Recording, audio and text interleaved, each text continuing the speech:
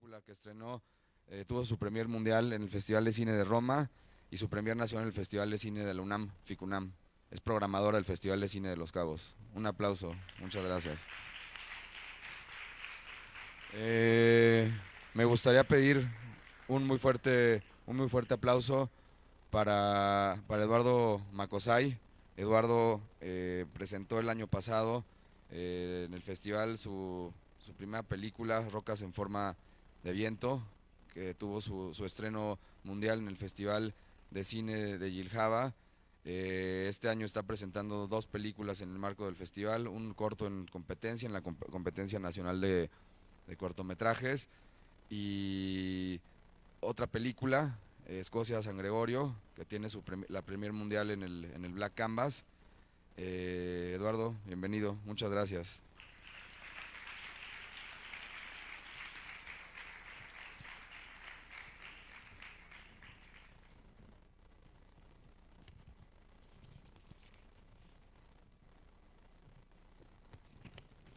Al parecer Clemente Castor no llegará este día a la mesa. Y bueno, me gustaría presentar y pedir también un muy fuerte aplauso para Mauricio Novello, quien presenta su película El lugar de las tres cascadas, pequeñas historias de Hiroshima, el día viernes en el cine Plaza Insurgentes. Si no me equivoco, la película de Miguel tiene su premier mundial en el Festival de Cine de la UNAM. No, en Hiroshima tuvo su premier mundial y después su premier nacional en el Festival de Cine de la UNAM, FICUNAM. Mauricio, un fuerte aplauso. Muchas gracias.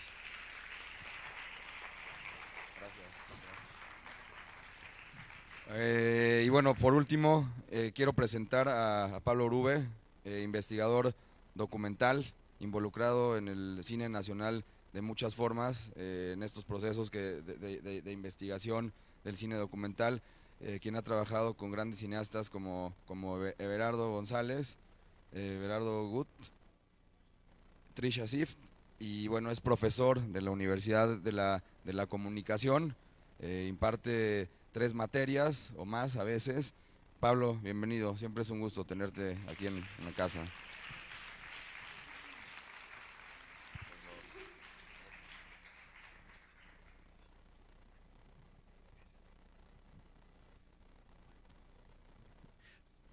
Buenos días. Estoy muy contento de participar de este evento, de este festival que se dice fácil, pero es una batalla, es una lucha siempre por sacar adelante estas iniciativas, sobre todo un festival con el perfil que este tiene, y que siempre sale adelante y cada vez va creciendo, va ampliando su convocatoria, y eso es algo de celebrarse. Y también estoy muy contento de estar en esta mesa con directores tan talentosos, con visiones muy particulares y que muestran un cine que, que es novedoso, pero sobre todo yo siento necesario para la época que vivimos. Esta exploración estética que hacen, esta exploración hacia el interior del humano, también es algo muy valioso que no es frecuente en los cineastas que van iniciando su carrera. Generalmente buscan otros registros, pero ellos, siento yo que hay algo, que hay vasos comunicantes entre la obra de todos ellos. Y para empezar, me gustaría partir del hecho del nombre de la mesa, México en el Canvas. ¿Cómo es para cada uno de ustedes pues hacer cine en México, desde México o siendo mexicanos? ¿Cómo es esa visión? ¿Cómo sienten ustedes que esta México se traduce en la obra que ustedes hacen? Y bueno, ahí la dejamos sobre la mesa y de ahí partimos la discusión. Sí, por ahí está. Hola. Bueno, vine especialmente a vivir a México para hacer esta película. Vivía en ese entonces en Costa Rica. Tengo múltiples orígenes, como dijo Claudio, chilena, iraquí, costarricense. Estudié cine en Moscú también. Lo digo porque al venir aquí a México, pues de cierta manera también me siento identificada con México. Y primero que nada quiero decir también que es un honor para mí estar en esta mesa, aunque no haya mesa, pero y ser parte, digamos, de estos importantes cineastas mexicanos que están aquí. Es un honor para mí. Mi fascinación fue a través de Frida Kahlo, y fue por ella también que necesité venir acá. Y fui a sus fuentes fundamentalmente, que es el arte popular mexicano, los exvotos, los retablos, la mitología indígena, la época histórica que ya le tocó vivir, los personajes de ese tiempo. Es decir, México está en todas partes. Esta película fue rodada aquí en Azcapotzalco, también en Taxco, Guerrero.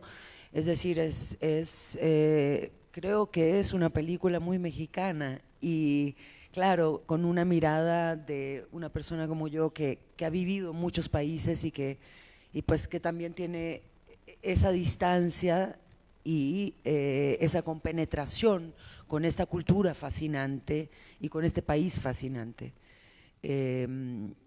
Producir fue muy difícil, sumamente difícil.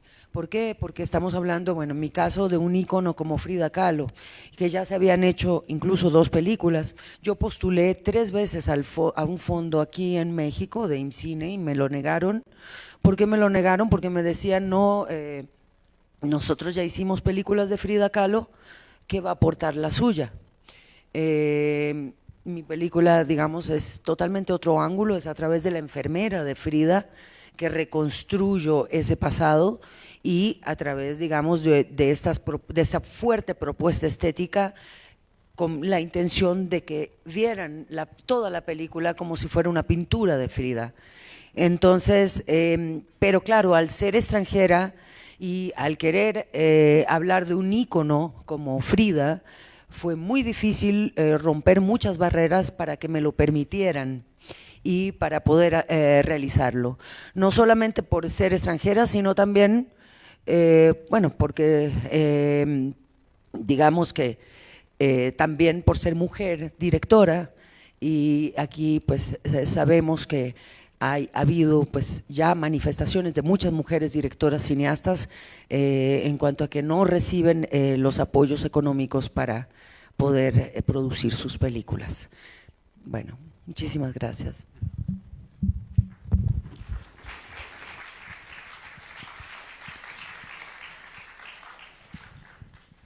Hola, buen día.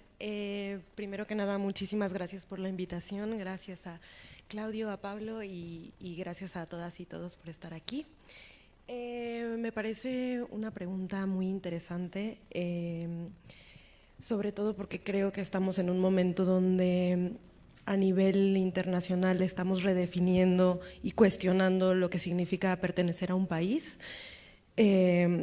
Lo que significa, por ejemplo, decirse mexicano o mexicana en mi caso, tiene todo que ver con mi película en realidad. Yo nací y crecí en la Ciudad de México. Mi familia tiene un origen campesino de Puebla, de un pueblito que se llama Guadalupe Victoria, 2 horas de Puebla capital.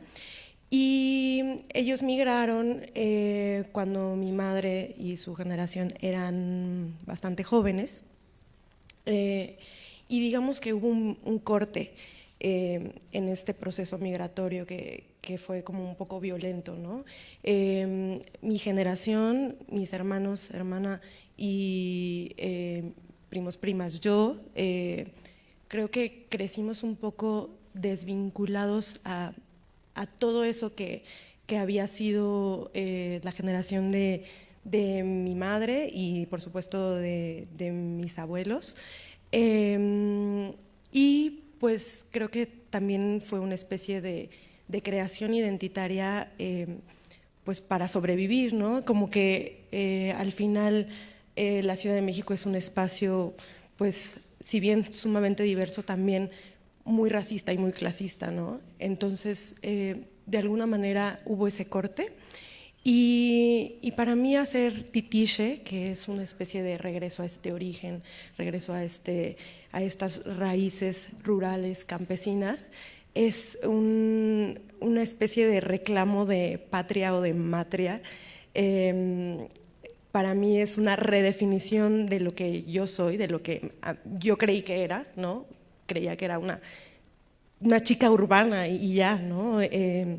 Y bueno, no sé, creo que es interesante porque después en conversación con otros cineastas, sobre todo también del sur global, creo que tenemos estos cuestionamientos. Entonces, de alguna manera, para mí es como cada vez más raro como hablar de México en abstracto. Y definirme como una cineasta mexicana. No sé muy bien tampoco qué soy, pero creo que soy, bueno, ¿no? una cineasta que tiene una vinculación muy fuerte con sus ancestros y ancestras que tienen pues esta idiosincrasia rural.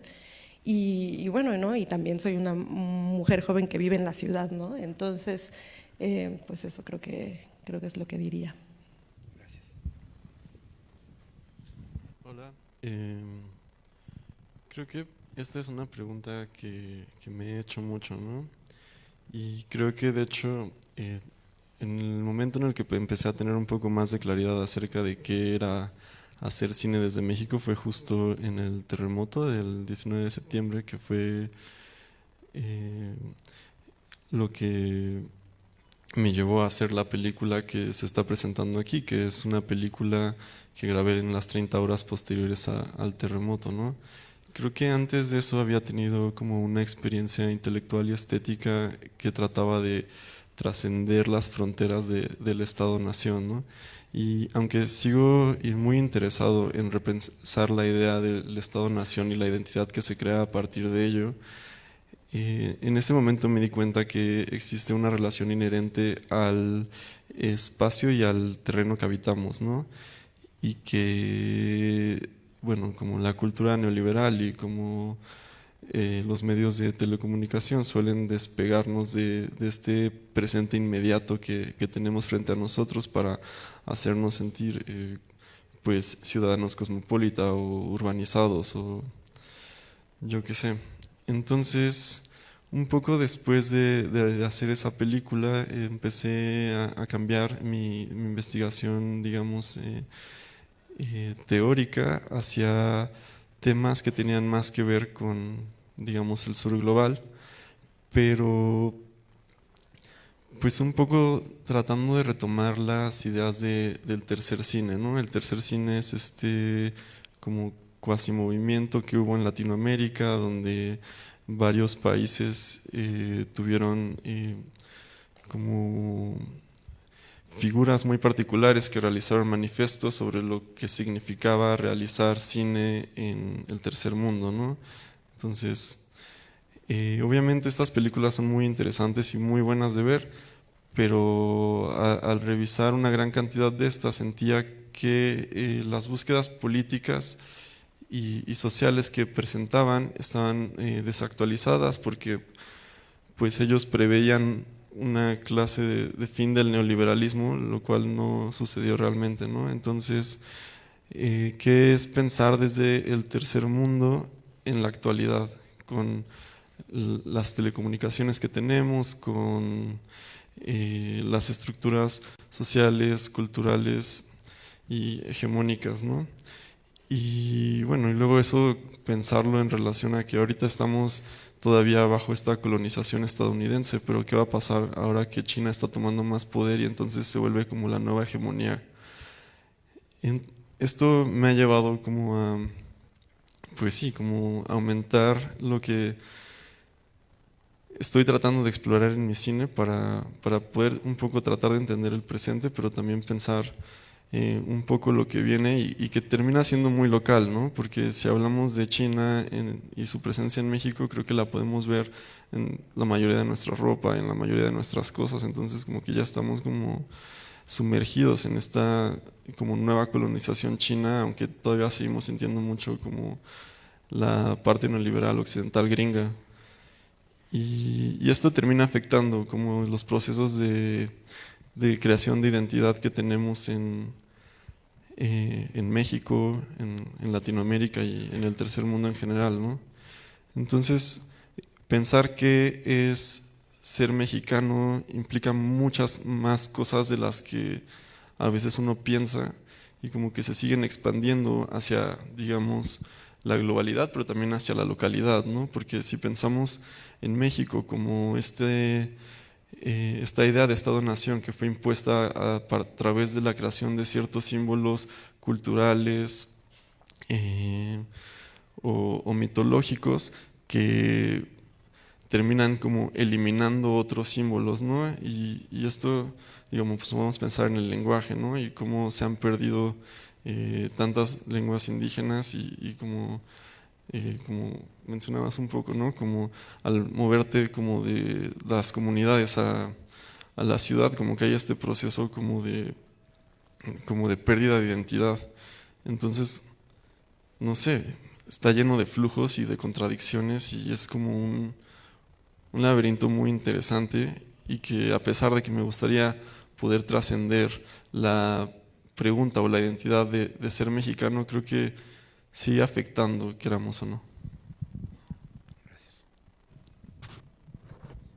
Hola, bueno, hola a todos. Pues creo que, bueno, escuchando tu respuesta, se me hace un punto de vista muy interesante que abre al tipo de cine que yo hago. Yo filmo en Japón y es la segunda película que hago en Japón y yo me he enfrentado muchas veces a esa pregunta. ¿Por qué como mexicano quieres venir a filmar a Japón y por qué como mexicano no estás filmando historias de México, ¿no? No es que no las filme, ¿no? Es que esa es una pregunta que me hacían, ¿por qué no las estaban viendo y todavía se me hace? Pienso que pues son muchas cosas. Una es que un artista o un cineasta es un cosmos en sí mismo, que en algún momento rebasar la idea de la identidad o romper la idea de la identidad nacional es lo mejor que le puede suceder a un artista y no limitarse por si filmo esto por soy mexicano, soy ruso, soy japonés, ¿no? Creo que el ser mexicano es un ritmo interno que tiene mucho más que ver con la sensibilidad con la que nos enfrentamos al mundo que con las historias que queremos contar, ¿no? Esa es la pregunta, ¿no? Cuando yo veo el cine mexicano veo muchas historias que se parecen en cuanto a su forma de ser narradas y a mí lo que me interesa encontrar es la sensibilidad de un artista o de un cineasta para hacernos sentir una experiencia. Desde ese sentido, bueno, creo que hay para mí diálogos con otros artistas en la historia, no solo de la nación mexicana, sino del México antiguo, que nos dotan de una cultura inmensamente rica para, pues para narrar nuestras historias, ¿no? Yo no me identifico tanto con los símbolos del Estado mexicano como con la musicalidad de Juan Rulfo, por ejemplo, ¿no? Y no tanto por los paisajes costumbristas, sino con su ritmo interno, ¿no? Tenemos una forma única de entender el mundo porque hablamos un dialecto del español que no se parece ni al argentino ni al boliviano y eso nos dota una sensibilidad particular. Entonces cuando yo voy a Japón y filmo Japón, lo hago desde la sensibilidad de un mexicano aunque esté hablando en japonés. Y otra cosa que me sucedió a mí, como le sucede a muchos cineastas o artistas que estén en una búsqueda de su voz interior, es que encuentran muchas cosas cuando salen de México, ¿no? No sé si aquí están familiarizados a profundidad con El laberinto de la soledad, del texto de Octavio Paz, lo cual recomiendo que hagamos, sobre todo en esta pregunta. Gran parte de ese libro lo escribió fuera de México, ¿no? Suceden muchas cosas cuando uno está fuera de México, se pregunta estas cosas y conecta con eso. Y a mí me sucedió eso en Japón, ¿no? Y desde Japón, tocando un poco tu punto sobre China, descubres cosas que son sorprendentes. Yo crecí en el sur de México, en Yucatán, y puta, pues llegas a Japón y te das cuenta que los indígenas de Chiapas o de Yucatán pues son primos de los chinos, ¿no? O sea, es evidente la relación que existe entre los dos países, ¿no? Entonces hay una gran sensibilidad entre el mundo de Oriente y el mundo indígena mexicano, ¿no? Creo que para mí ha sido un gran descubrimiento eso, ¿no? Bueno, y está pues, increíble ver estas formas de que cada cineasta tiene una forma única de representar el mundo y de resolver su realidad. Sí, siento que hay una percepción en torno a lo mexicano, en esta idea del tránsito, las perspectivas, México visto desde fuera, México visto desde dentro y desde dentro del ser humano, desde lo humano. No hay que olvidar también que la primera revolución del siglo XX fue la mexicana y la primera rebelión contra el neoliberalismo fue en México con los zapatistas. Entonces esos fueron parteaguas y que también nos abrieron una cosa de que no hacía falta salir del país para sentirse extranjero en México. O sea, un sur del país, un sur rural, que ahorita nos empezamos a revelar que teníamos ese México. O sea, si algo reveló la rebelión zapatista fue que había municipios en México que todavía seguían en la Edad Media, en pleno siglo XX, con toda la estructura del terrateniente, los esclavos, exactamente en el sur, ¿no? Y ante eso, bueno, nos da muchas lecturas y curiosamente que mencionas a Juan Rulfo. Juan Rulfo es uno de los autores que más, por ejemplo, ha encontrado conexión con lectores en el norte de Europa, ¿no? Hay una sensibilidad similar de estos llanos de Jalisco, con estos tundras, ¿no? Nórdicas o rusas.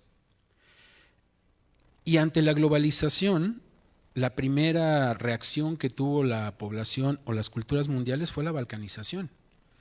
Muchos países empezaron a voltear hacia ver cuál era lo que los hacía únicos cuando se quería pintar con la misma brocha a todas las naciones de Latinoamérica, ¿no? Como se habla en Estados Unidos, el neoliberalismo planteaba la cultura, los hispanics o lo latino, pues era que Ricky Martin y ahora el reggaetón. Incluso aquí en México hay tanta variedad de cultura que no lo podemos encajonar en el regional mexicano, por ejemplo, hablando de música. Por eso hablar de México es algo que abre tantas lecturas y es complejo. Incluso en la misma lectura que hace Mauricio en torno a Hiroshima, es cómo lidia una sociedad con la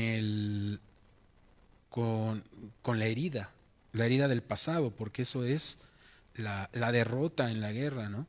México de alguna manera también, y eso está en paz, ¿no? Es el laberinto de la soledad, es la herida, ¿no? Los hijos de la chingada, de la violación de la mujer que fue conquistada y tomada por la fuerza. Entonces ahí está. ¿Cómo lidia una nación con eso, con ese pasado? ¿Cómo lo integra a su presente? Porque ahora ya también forma parte de su rostro. Si algo hace la identidad mexicana, pues es el mestizaje. No somos ni puramente indígenas ni puramente europeos, somos algo distinto, que es quién sabe. Y en ese sentido va mi pregunta. ¿Cuáles son los caminos para contar la realidad para un cineasta ahora? Porque siento que es un cine muy íntimo, muy particular, y que llega, yo creo, más profundamente que si fuera una lectura estrictamente formal, desde el caso, desde hablar de esto, de la pérdida del empobrecimiento del campo que se dio durante el neoliberalismo y toda esta gente que tuvo que abandonar el campo, las parcelas, la milpa, para irse a Estados Unidos o migrar a las ciudades, que les despojaron su identidad y lo que les daba sentido a sus vidas a estas personas. ¿Cuáles son esos mecanismos? ¿Cuáles son los caminos que ustedes encuentran y sienten más cercanos para abordar la realidad a través de su cine? Bien, esa es una pregunta, digamos, compleja en el sentido de que no creo que haya un solo camino o que se puedan definir así, digamos, describir los caminos como una ruta ya definida, sino más bien hay algo inesperado y por supuesto, claro, una búsqueda interior, una búsqueda de tu propia voz, de tu propio lenguaje, de encontrar un lenguaje, y que también tiene que ver con el fondo de lo que se está tratando, con el tema, con lo que yo quiero transmitir. Ahora, bueno, hay cineastas que se apasionan también por filmar la realidad, digamos, o por construir a partir de la realidad.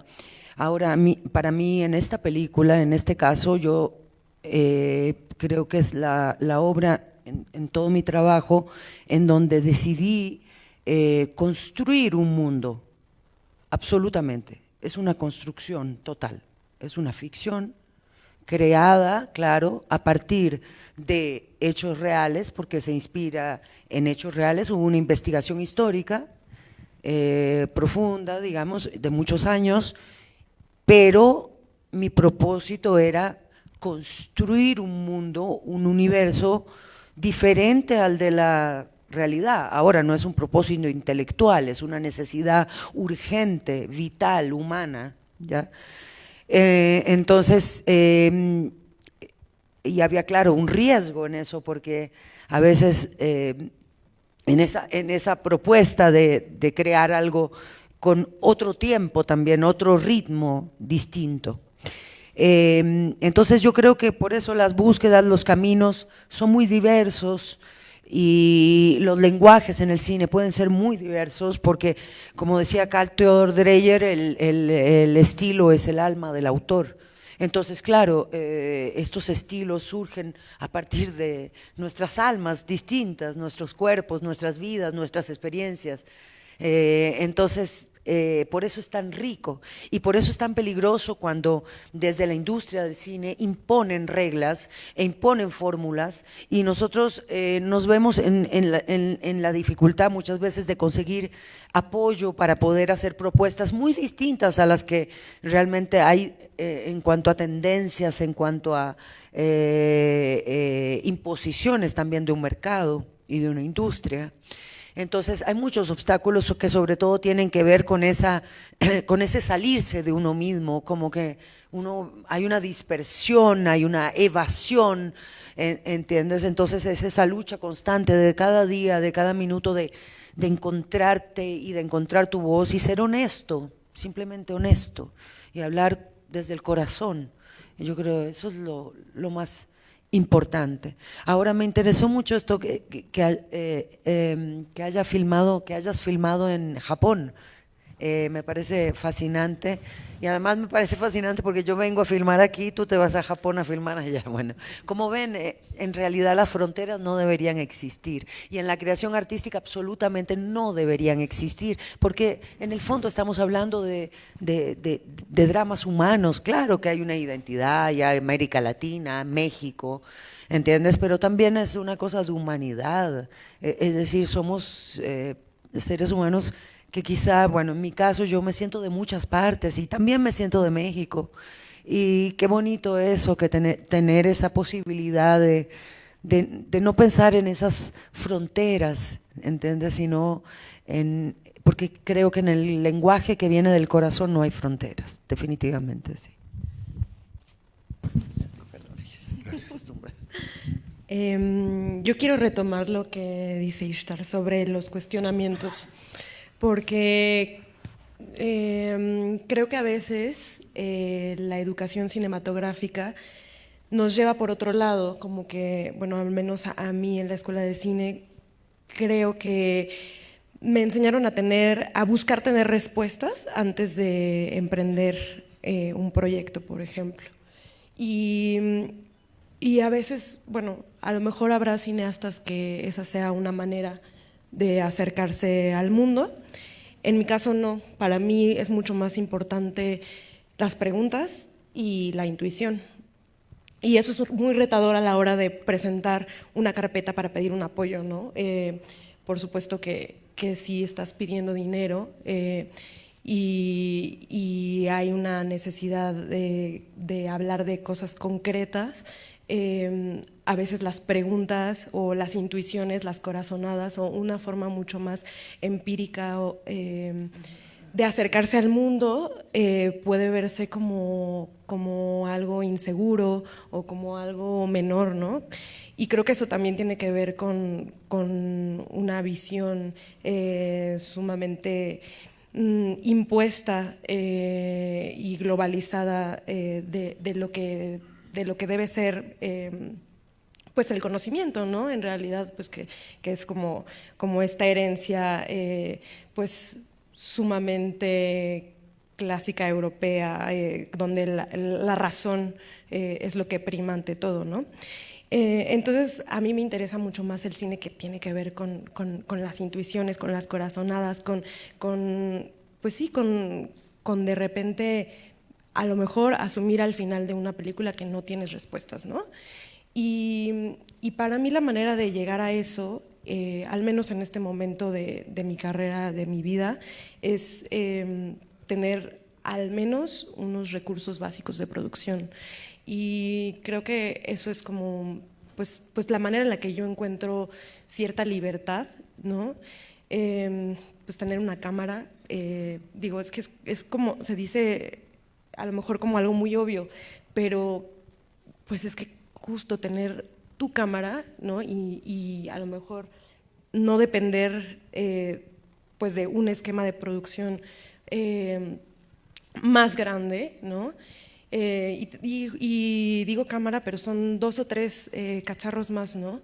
Y justo partir de ahí y un poco creo que ese es al menos hoy para mí como mi 101 para producir y para acercarme a mi práctica.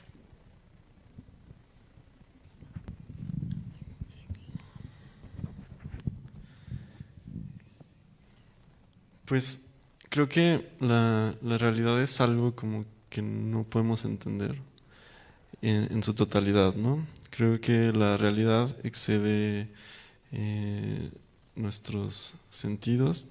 Hay un exceso de realidad que no logra penetrar hasta como digamos nuestro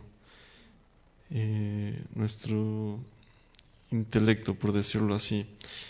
Con esto quiero decir que ahí nace la subjetividad, ¿no? Porque pues uno se enfrenta a un objeto, a algo que está mirando, pero uno no puede ver todos los ángulos de ese objeto al mismo tiempo, en un estado de conciencia, digamos, normal, ¿no? Pero la subjetividad también es una construcción social y cultural, ¿no? Como que pues los flujos que nos han formado, como los lugares a los que vamos, las películas que vemos, o bueno, otras cosas, las personas que conocemos, crean o estructuran lo que llamamos subjetividad, ¿no? Entonces, cuando uno, digo, hablando en mi caso, trata de hacer documental, siempre se enfrenta a digamos, a esta percepción pues muy pequeña y limitada, ¿no? Creo que algo muy importante cuando uno hace cine es saberse un ser limitado porque así puedes dejar que haya otros jugadores en tu creación y esto puede ser a veces problemático y a veces puede ser increíble, ¿no? Porque cuando uno entiende que hay contingencias o como imprevistos que siempre van a estar jugando un rol en lo que haces, puedes tú empezar a jugar con ellos y no solo ser como domado por ellos, ¿no? Puedes poner un poco de de intención en la forma en la que miras, y esto quiere decir intención en la forma en la que estructuras tu subjetividad, porque creo que hay un gran problema que es el mito de lo dado, ¿no? El mito de que hay cosas estables o establecidas. Creo que si uno se hace consciente de que nada es como se supone que debe ser o nada es estático, creo que podemos empezar a pensarnos también como identidades y como sujetos no estáticos, que podemos aproximarnos a las cosas de diferentes maneras, ¿no? Y bueno, yo tengo una experiencia haciendo principalmente dos tipos de cine últimamente, digamos, ¿no? Uno es el cine observacional, que es ir y pararme con mi cámara a lugares y simplemente observar por tiempo muy, muy largo. El otro es el cine ensayo, ¿no? Que pues probablemente el material también lo conseguí de una forma observacional, pero la forma en la que luego estructuro tiene que ver con un, digamos, escrito o ensayo o manifiesto, como sea, que suele tomar como ciertas como tintes filosóficos o antropológicos, etcétera. Pero sería una mentira decir que cuando hago cine observacional no tengo una estructura de mente ya preestablecida, ¿no?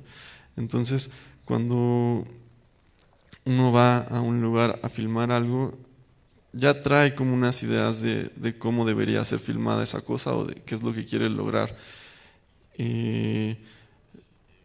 Creo que la intuición es muy importante, pero la intuición la vamos construyendo tanto como por decisión y por conciencia, como por flujos hegemónicos que nos han dicho las cosas son así y así.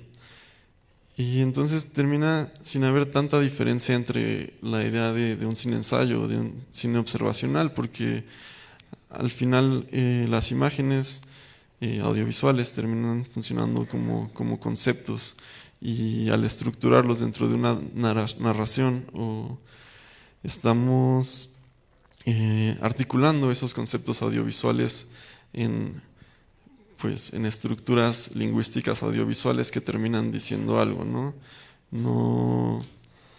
Aunque quisiera poder acceder a un tipo de intuición pura y como de percepción, llamémoslo, absoluta, siempre hay estructuras previas, y pues eso de alguna forma construye el cine que hacemos, ¿no? Entonces, pues creo que para mí es muy interesante pensar cuáles son las estructuras y las adoctrinaciones previas y cuáles son las que yo le estoy metiendo en la actualidad y cómo estoy construyendo mi subjetividad para observar.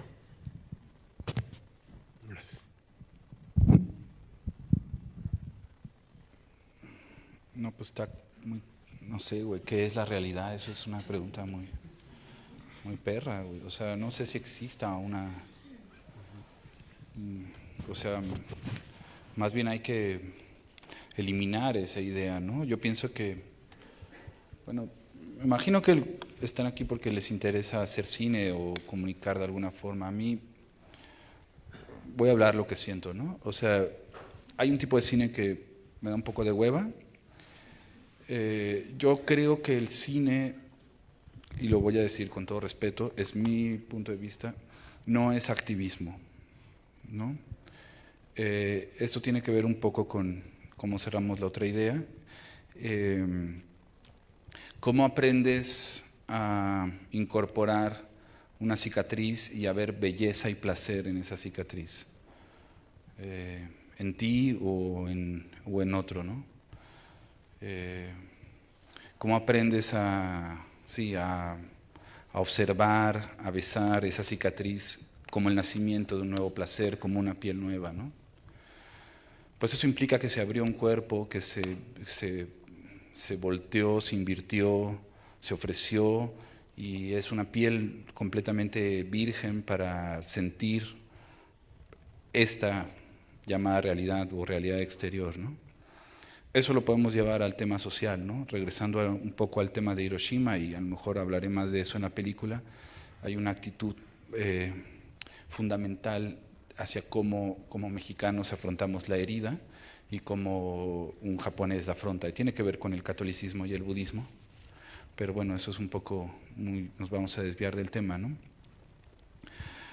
Regresando al asunto de que yo siento que en México a veces hacemos mucho cine activista como si fuera un panfleto, queriendo generar un cambio social, pero es otro trabajo, ¿no?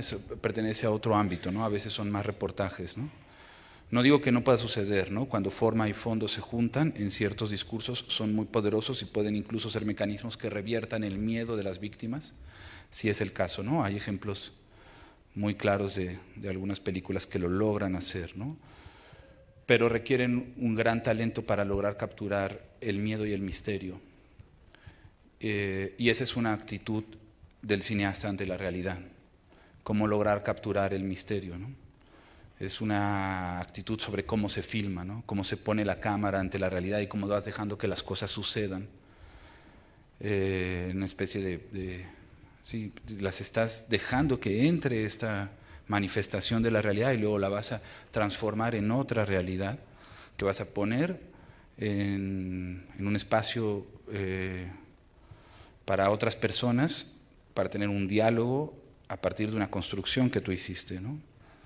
Y ese es parte del trabajo, cómo constituyes un secreto que se logre transmitir y que toque el alma de otra persona, ¿no? Y ese es más el cine que me interesa, ¿no? Dice Albert Serra, que si no conocen su cine se los recomiendo mucho, que el cine no tiene que ser políticamente correcto, basta con que sea bello, y eso ya es mucho para hacer una actitud política. No es fácil hacer eso, esa es otra pregunta, ¿qué es la belleza? Bueno, quién sabe qué será, ¿no? Pero, y yo, tampoco es una idea mía, la escuché por ahí en una conferencia, que hay dos tipos de cine, o que se puede estudiar el cine de dos formas, ¿no? El cine cognitivo, que es el que la mayoría de nosotros conocemos, que es el cine en 3 actos, que es una estructura temporal, la estructura aristotélica, que nos va dando una información sobre otra y que vamos asimilando. Y el cine sensual, que no tiene que ver con un proceso cognitivo, sino es un cine hecho mucho más de formas y experiencias, ¿no? Son dos aproximaciones diferentes al cine, ¿no? Retomando esta idea de poder tomar, de poder eliminar las fronteras, no solo nacionales, sino en las formas, ¿no? Tendríamos que rápidamente rebasar esa idea de que existe un género documental o una ficción, ¿no? Hay películas, punto, ¿no? Hay películas buenas y películas malas. Unos podemos tomar una actitud documental ante la realidad y transformarla de otra forma y convertir un proceso ficcional a partir de la documentación, o puedes hacer lo contrario, pensar que estás haciendo una ficción y estás haciendo algo completamente documental sobre la realidad, ¿no? Al final de cuentas se están nutriendo uno de otro lenguaje. Y otra cosa, pienso que el cine en México, el cine que a mí me interesa menos es el que se parece más a la literatura. Pensar que el cine es heredero de la literatura es un error, una trampa, porque nos podemos convertir en filmar teatro e ilustrarlo. Para mí el cine más arriesgado y el que nos puede, regresando a la idea de la realidad, ofrecer una experiencia interior más profunda, es el que se parece más a la música. Cada imagen tiene una musicalidad, ¿no? La música en el cine a veces es un artificio para manipularnos, ¿no? Yo pienso que hay que pensar en eso como cineastas, ¿no? Cómo encontrar la música en la realidad y generar un cine más cercano a la plasticidad de la música. Creo que esas películas son las que llegan más profundo al alma y nos amplían más nuestra idea de la realidad, ¿no? Gracias. Bueno, pues ven cómo son temas que se van abriendo, una discusión.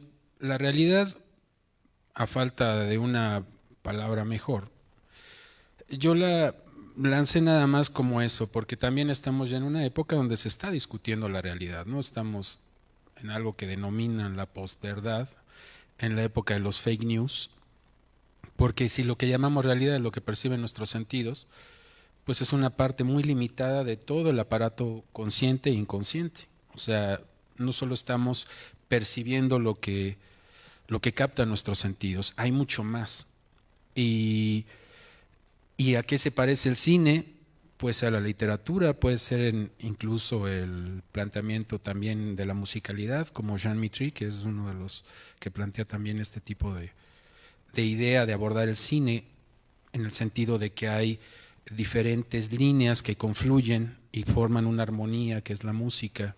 Está el ritmo, está la melodía, está y las armonías, ¿no?, que van. Entonces un compositor tiene que estar pensando en diferentes líneas que, aunque parezcan distintas, todas terminan confluyendo en algo. Y ese algo no es necesariamente una idea, no es algo objetivo, es algo que le habla a todos tus sentidos, un cuadro.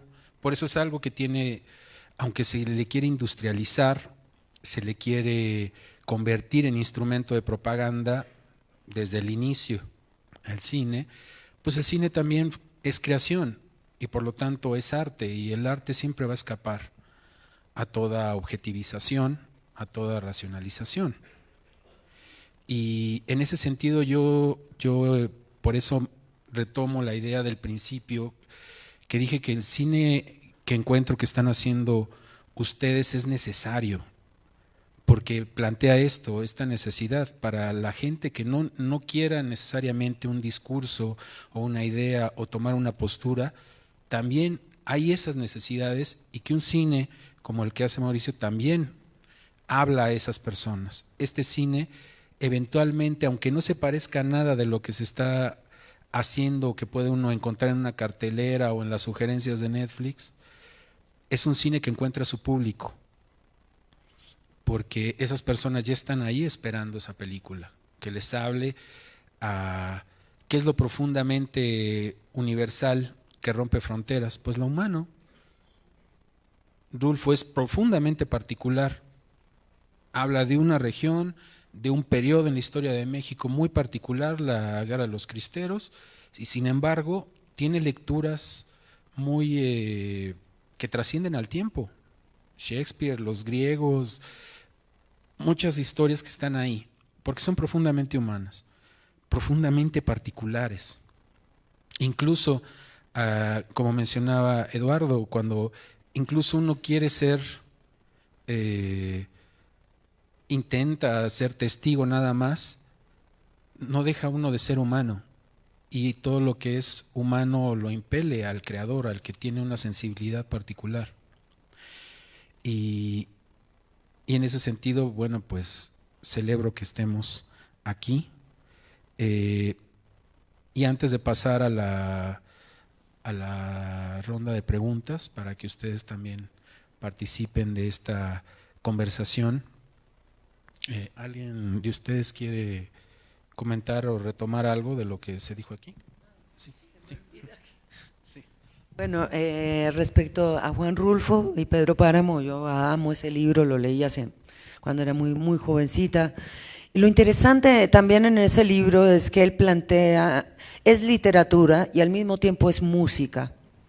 Entonces es muy difícil cuando hablamos de definiciones, ¿ya?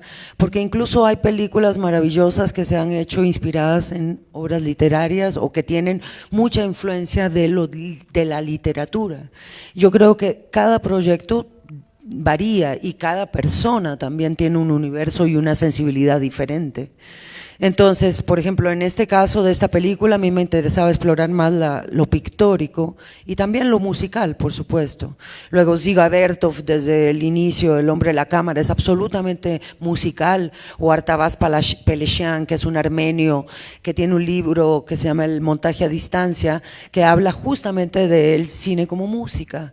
Y es fascinante cómo trabaja la repetición, ¿entienden? Cómo juega con los elementos que se va mostrando a lo largo de su película. Entonces, yo creo que sí entiendo, claro, un cine industrial, un cine que apoya la teoría del conflicto central, la estructura en 3 actos, es decir, un cine que se impone desde fuera, desde reglas que nos vienen desde hace mucho tiempo y que se imponen desde un mercado también y una censura que hay, no directa, pero hay una censura, por supuesto, y dentro de ese cine industrial.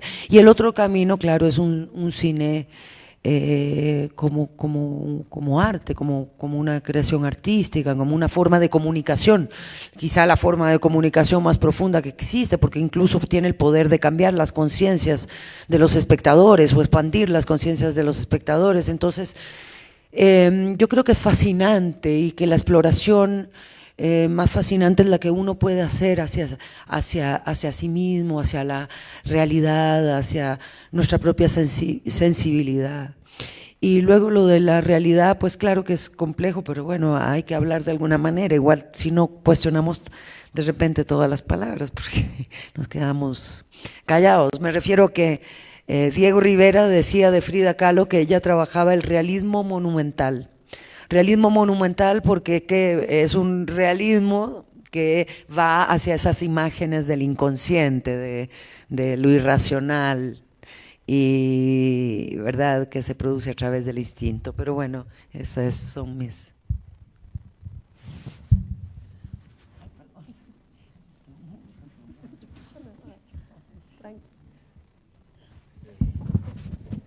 Sí, nada más, bueno, retomando una idea del principio, ¿no? Algo que comentaba Mauricio sobre la sensibilidad mexicana.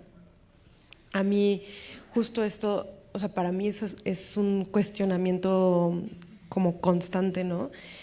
En un país tan grande, en un país donde tantas identidades han sido borradas, hablar de sensibilidad mexicana es retador, ¿no? O sea, es decir, entiendo que hay imágenes, ideas que podemos compartir y que de repente, sobre todo al encontrarnos a lo mejor fuera de México, ¿no? O sea, como que son hilos conductores que hacen que a lo mejor podamos hablar de generalidades,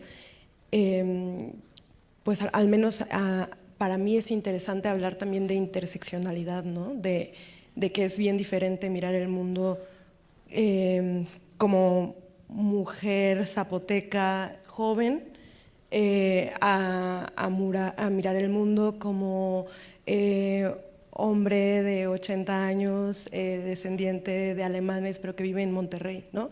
No sé, o sea, solo como que lo pongo sobre la mesa también en este sentido de definiciones, ¿no? O sea, justo como que al final las palabras pues, las tenemos que utilizar y todo, pero creo que es interesante como encontrarnos en este espacio y reflexionar al respecto. Yo creo que hay algo como que en lo que estoy muy en contra, que creo que se ha repetido, no creo que exista nada como universalmente humano. No creo que exista nada como universalmente humano, no creo que haya historias que se repitan por toda la humanidad, especialmente en un país como México, que es un país fragmentado, como con muchísimas ontologías, es decir, entendimientos del ser, y creo que es muy odio tener que tomar esta posición, pero muy colonizador decir que los griegos son algo inherentemente humano, porque al final los griegos es como que formaron estas estructuras de mente y de ser que se expandieron a través del occidentalismo y ahora a través del neoliberalismo, y por eso es que las estructuras griegas están en Hollywood, etc. Entonces, pues creo que es muy peligroso decir eso y altamente irresponsable. Y pues bueno, no sé, hay una escritora que se llama Yasnaya Elena Aguilar Gil, ella es mixe, y ella escribe sobre la no identidad indígena, ¿no? Porque cuando pensamos en indígenas, como que catalogamos a múltiples ontologías como una sola, cuando más bien los que somos una sola raíz somos los que estamos urbanizados, mientras en los pueblos, digamos, originarios, como suelen decirles, hay como muchísimas cosmovisiones y muchísimas cosmologías, ¿no?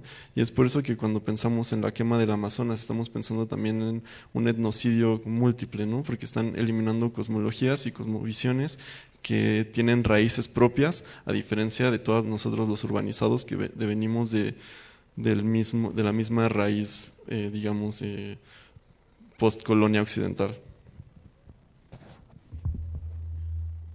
Yo sí quiero decir que todo lo humano nos es propio. Yo sí quiero decir, sí pienso que no creo en el progreso moral, y que creo que todas las condiciones humanas, las más miserables y las más fantásticas, se reflejan en las mitologías más primitivas, y que todas las mitologías tienen una suerte de espejo, no por colonizarse, sino porque lo que nos hace humanos, es lo que yo pienso, es nuestra capacidad de asombro,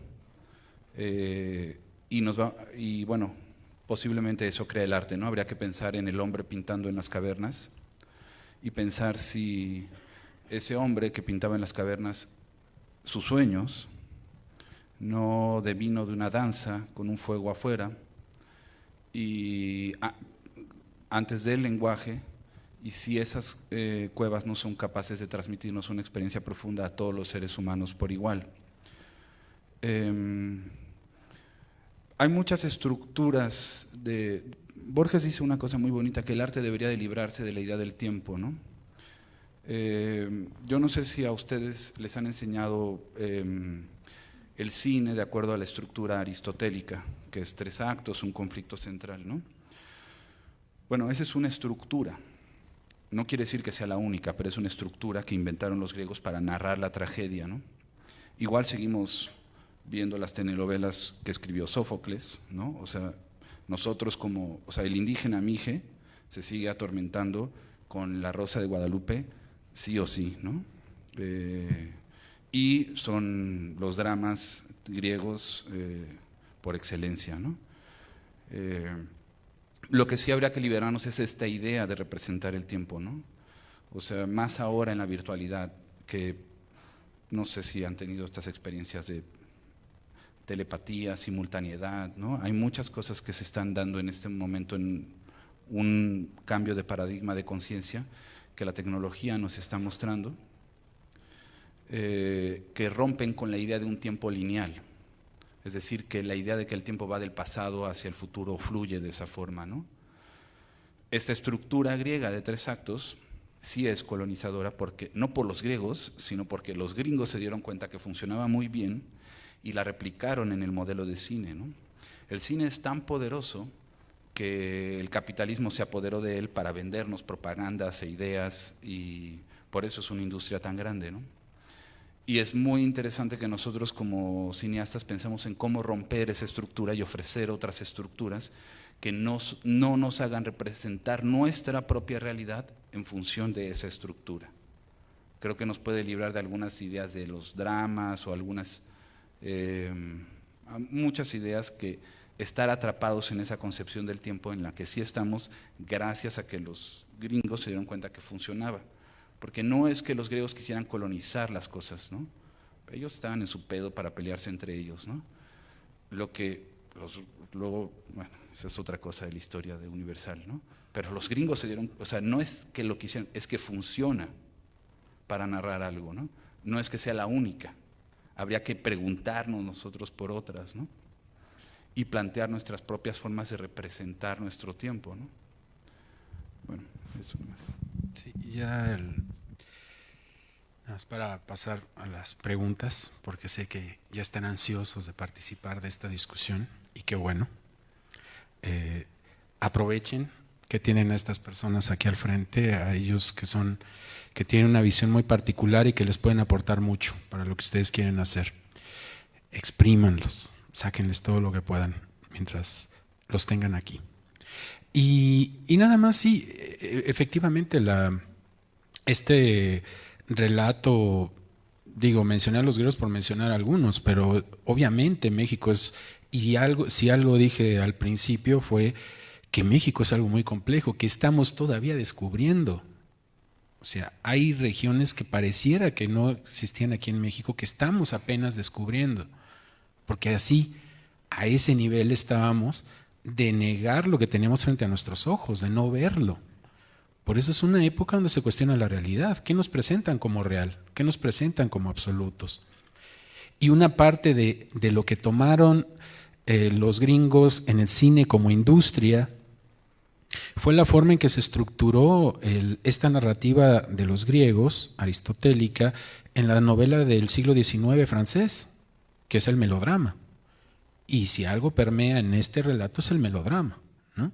Que es esta forma que nos presenta que este relato se aplica a todas las historias, a todos los contextos, y que plantea algo que efectivamente no estaba desde origen, ni siquiera está en la tragedia, que es la posibilidad de que haya una resolución a las historias. Pues nunca hay un final absoluto en las personas, en la historia humana, en lo que estamos viviendo es un continuo.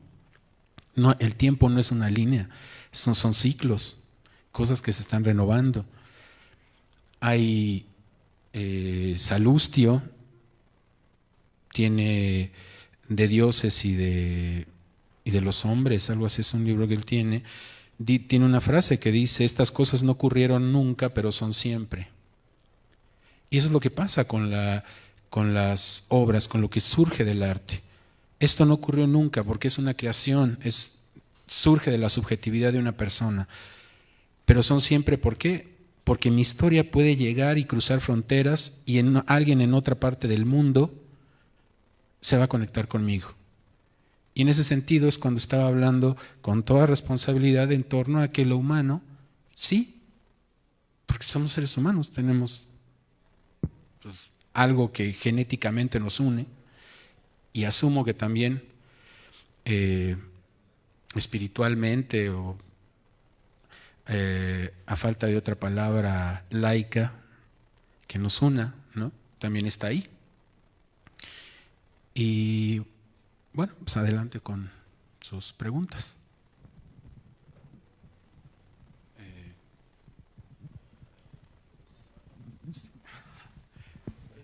Sí, ese creo que queda más cerca. Ah, ya mira, ya traen el inalámbrico. Sí.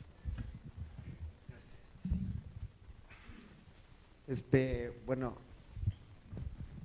la pregunta va un poco para todos y bueno, primero gracias por venir y gracias por darse el tiempo de tener esta plática y porque pues evidentemente es muy padre ver como estos choques de ideas de personas tan diferentes y que tienen ideas tan diferentes y siempre de la fricción pues nace algo nuevo, ¿no? Pero mi pregunta va un poco como a si encuentran un valor en liberarse de esta idea como socrática, aristotélica de identidades fijas, o sea, de que las cosas son y tienen como una ontología independiente al todo, digamos, al resto de lo demás.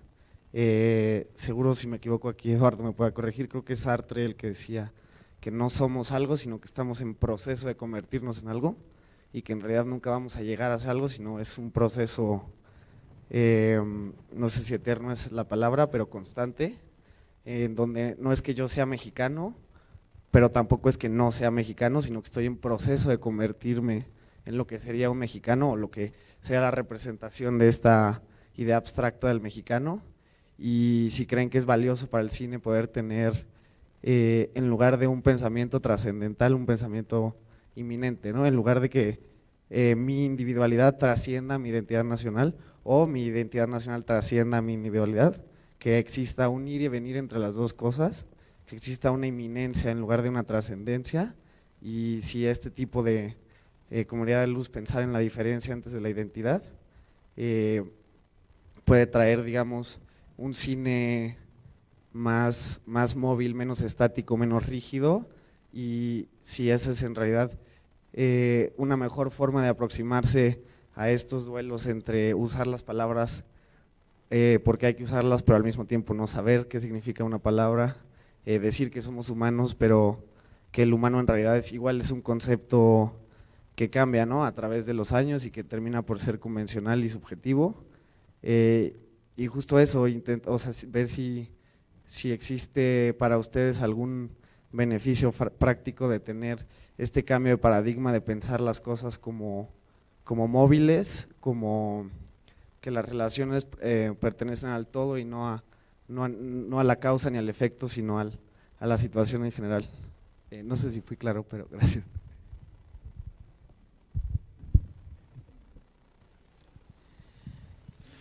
Creo que puedes hacer cualquier tipo de cine, ¿no? Y creo que todo tipo de cine es válido. Digo, al menos a mí me gusta poder ver que hay multiplicidades en el cine y que no todo es lo mismo que yo pienso, ¿no?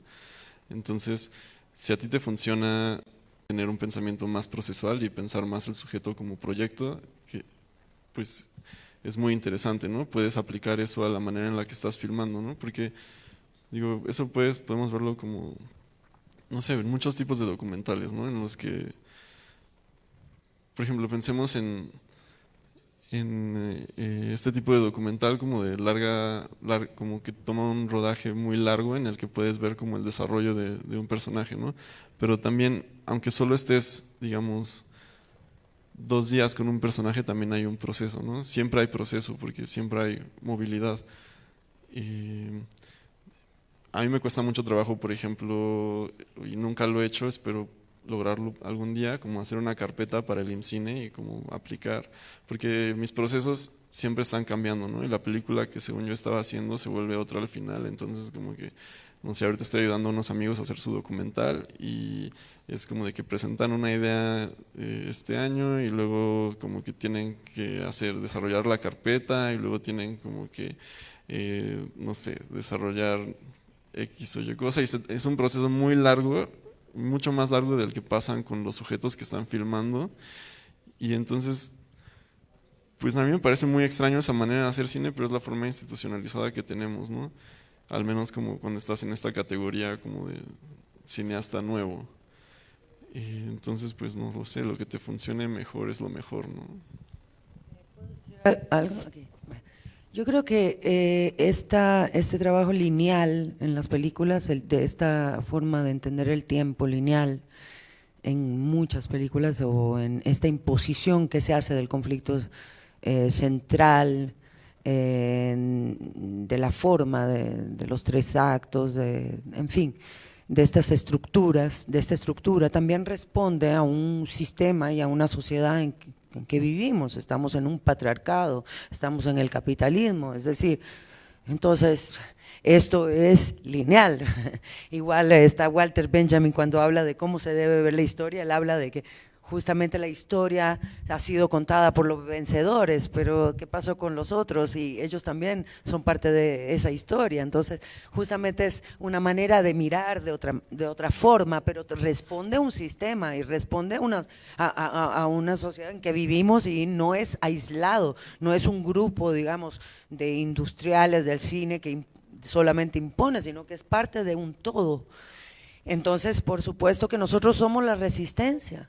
Y la resistencia para mí significa no tener que seguir esas reglas, y no es tener que seguir esas leyes, ¿entiendes? Sino que tener esa libertad interior y esa valentía para poder expresarte sin miedo y para poder ser, pues, ser honesto contigo, y encontrar esa honestidad y esa forma de expresarte, que por supuesto se va a transmitir o se va a reflejar no necesariamente en una estructura en 3 actos, porque yo no estoy planeando a priori que voy a expresarme de esa manera, sino que va a ser una forma nueva, una forma tuya también, propia, que claro, puede parecerse a otros, porque de repente lo lindo es cuando también encontramos coincidencias en nuestra generación de personas que aún y no nos conocemos y que siguen su propio camino,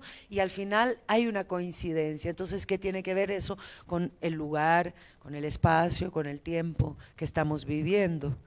Entonces yo creo que lo principal es eso, tener esa libertad interior para poder expresarte y para poder no necesariamente seguir esas reglas y también, por supuesto, explorar, tener esa curiosidad de explorar y de arriesgar también en unas nuevas formas. A mí me gusta mucho, hay algo que quiero decir, siempre se compara el teatro como diciendo, esta película es como teatro, pero el teatro, hay teatro malo y hay teatro bueno también, ¿eh?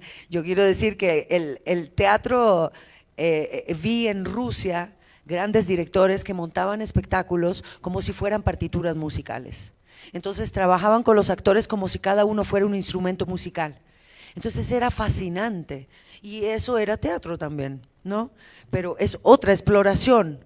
Entonces yo creo que eso es importante dejarlo claro porque si no siempre parece como que el teatro es el sinónimo de lo falso y yo creo que hay muchas formas expresivas también dentro del teatro y hay muchos cineastas como Bergman que han trabajado en el teatro y en el cine y si realmente fuera una expresión de lo falso, pues entonces se reflejaría también en sus películas, pero yo creo, digamos, definitivamente que entonces estoy trabajando ahora en una nueva película y estoy trabajando y explorando las formas musicales, digamos, cómo trabajan distintas formas la sinfonía, distintos géneros musicales, digamos, formas musicales, para explorar también nuevas formas.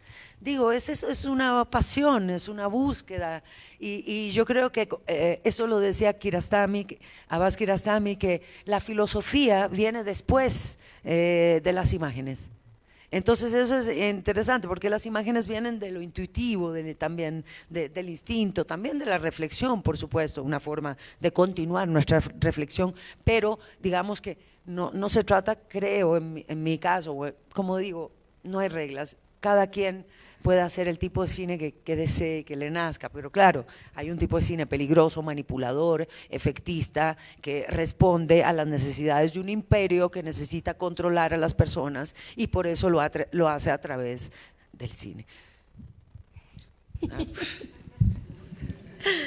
Nada más rapidísimo para agregar a lo que mencionaba sobre la diferenciación.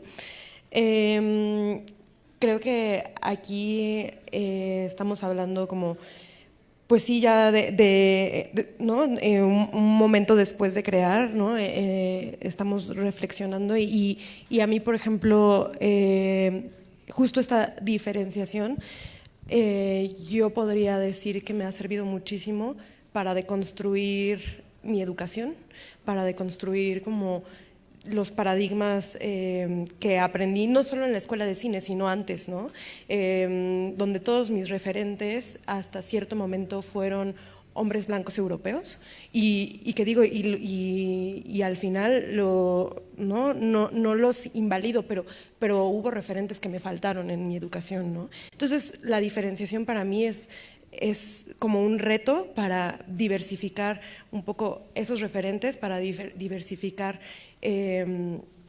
también la manera en la que puedo realizar cine y un poco creo que es un gran reto porque una cosa es decir y otra cosa es hacer y a mí me pasa muchísimo que aquí puedo estar diciendo que claro que el cine de la intuición y otras maneras de acercarse a la realidad, etcétera, pero cuando estoy en mi práctica hay una voz que me dice esto no se está contando, esto no se está entendiendo, quién va a ver esto, quién tal, y esa es la vocecita que es bien difícil de construir, ¿no? Porque al final creo que es un poco una voz colonizadora, una voz como que me precede y que es como mucho más grande que lo que yo soy, pero tal vez en esa palabra puedo encontrar como pues una luz, una opción, ¿no?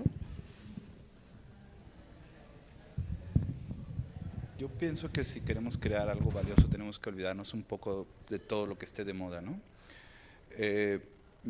A mí personalmente, cuando empecé a asistir al FICUNAM, me apasionaba ver que cada artista hacía una película única, una forma de representar el mundo única. Y decía, puta, ¿se puede hacer esto? O sea, güey, qué libertad. sin recursos, con recursos, e igual de poderosas o igual de valiosas, ¿no? Solamente decir que yo creo en los procesos largos, porque en un proceso largo tú cambias y te descubres a ti mismo. Entonces la película va a cambiar, pero lo importante es cómo te vas transformando tú en esa película y al final la sacas y es una manifestación tuya. ¿En qué momento paras? ¿Y en qué momento decides, güey, esto ya lo dejo ir, se muestra y comunica algo?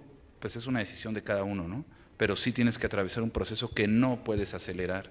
Hay que saber cocinar a fuego lento y descubrirte a ti, ver cómo vas cambiando y encontrar tu propia forma de representar el mundo. Eso es lo interesante. Porque si no vas a hacer una película que se parece a un chingo, ¿no?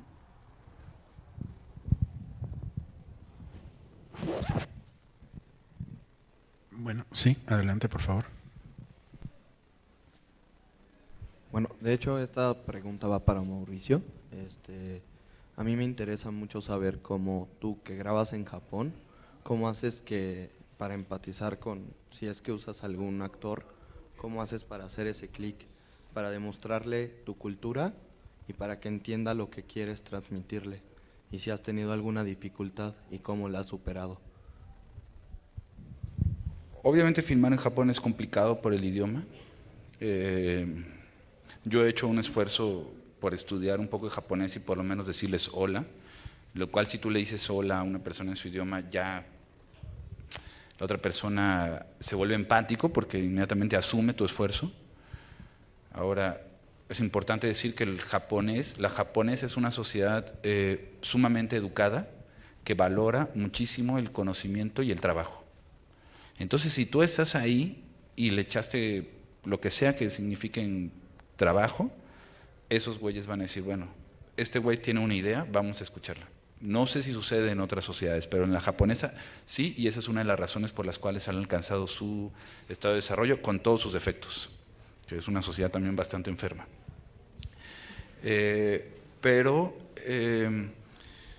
Pues con mucho respeto. O sea, he trabajado con mucho respeto, desde mucho estudio hacia su cultura. No vas a llegar a hacer una entrevista improvisando. Trabajo con traductor y trato de ser muy claro cuando planteo las cosas y trato de ser sumamente respetuoso. El respeto no solo lo transmites con educación o con copiando sus normas, sino con haber estudiado bastante a la persona que vas a entrevistar, ¿no? Que ese fue el primer proyecto que hice, hice 20 y tantas entrevistas a artistas japoneses de todo tipo. Y ahora lo que hice fue trabajar de una forma más sensorial y quería ver a los personajes moverse por Hiroshima, ver cómo es Hiroshima a través de sus ojos, pero de una forma muy vivencial. Y bueno, pues un proceso muy largo, ¿no? O sea, hago scouting, tampoco es que tenga dinero para hacer eso, ¿no? Y no produzco con IMCINE, no es que es una forma, ¿no? Pero a veces puede matar el espíritu de una película, ¿no? No, yo busco apoyos, fundaciones, pido préstamo, me hospedo en el hostal más barato que pueda y uso a lo mejor mi dinero para pagarle a un traductor, ¿no? Y les planteo la idea. Los japoneses son unas personas que te van a ayudar mucho, pero tienes que ser muy claro, ¿no? Entonces hay que preparar mucho los documentos, hay que invertir en que se traduzca a japonés, ¿no? Para que entonces ellos entiendan y sepan cómo ayudarte. Y dicho eso, pues son muy inteligentes, cabrón. Entonces, pues tú les dices, oye, güey, quiero esto, y entienden, y son muy sensibles. Entonces, de verdad que es muy fácil, una vez que haces esto, trabajar en Japón porque todo funciona. O sea, la gente es educada, nadie te va a armar un pedo por poner una cámara en la calle. Si hay un pedo te van a decir no, muy educado, nadie te va a robar nada. En ese sentido se facilita mucho filmar, ¿no? No sé si...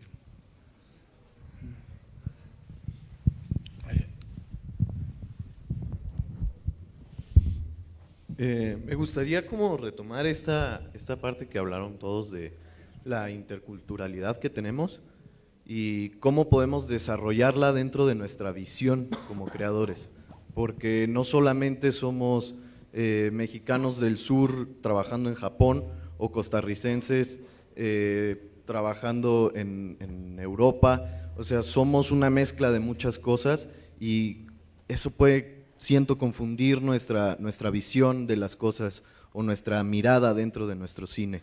¿Cómo enfocar esa mezcla de culturas que tenemos dentro hacia una sola visión y que sea nuestra voz particular? Una visión colectiva, dices tú. Formar una visión propia a partir de toda esa cultura general que tenemos y de esa participación de culturas externas dentro de nosotros. Bueno, es como un árbol. Tapí, un pintor que tiene un libro muy lindo, habla de que el artista es como, está el árbol y es la savia que conduce, ¿no? Y que llega hasta las flores, que florece, ¿no? Entonces, en el fondo también somos como transmisores, como que nosotros esa savia, ¿no? La estamos transformando en una flor. Entonces, yo creo que es algo natural también, digamos, no es algo que uno se va a imponer intelectualmente, al menos esa es mi opinión, sino que es algo que surge de forma orgánica, esa visión, pero también es una apertura, no encerrarse.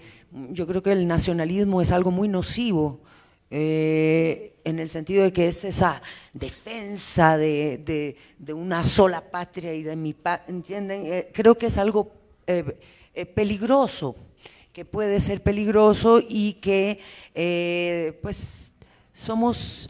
a veces cuando hice una película que se llama El Camino, hablaba de justamente también las fronteras, pero las fronteras, ahí me di cuenta que las fronteras son económicas, es decir, ricos y pobres. Los ricos tienen para cruzar cualquier frontera en avión y no tienen problema, y ¿me entienden? Los otros tienen que caminar y luchar por eso. Entonces, yo creo que es una manera de sentir y de transmitir toda esa experiencia y esas culturas y estar abierto a otros mundos, a otras visiones, a otras maneras de entender el mundo, de ver el mundo, desde Asia hasta África. A mí me apasiona digamos, el mundo entero, también ha sido mi condición porque soy hija digamos, del exilio de mis padres, entonces eso también me ha hecho vivir en muchos lados, pero lo que quiero decir es esa apertura a conocer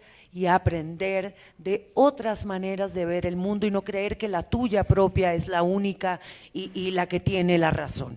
Bueno, ya, ahora sí te lo acepto. Sí. Claro que sí. Creo que no, me lo negaron. Creo que no sé si existe una respuesta para esta pregunta tan compleja, ¿no? Creo que sobre todo en estos tiempos donde, si bien creo que es muy importante reivindicar la individualidad, hay también una fuerte tendencia hacia ser individualista, ¿no? Entonces es como cuál es la fina línea entre reivindicar mis diferencias, ¿no? Y lo que me hace particular y buscar un espacio para mi voz, ¿no? Y a la vez no en este intento dejar de pertenecer o de crear colectividad o de crear comunidad, ¿no? Creo que es muy, muy complejo. En mi caso, yo descubrí que había algo muy poderoso en utilizar la primera persona, porque si bien, digo, es un recurso antiquísimo y que puede, como todos los recursos, ¿no?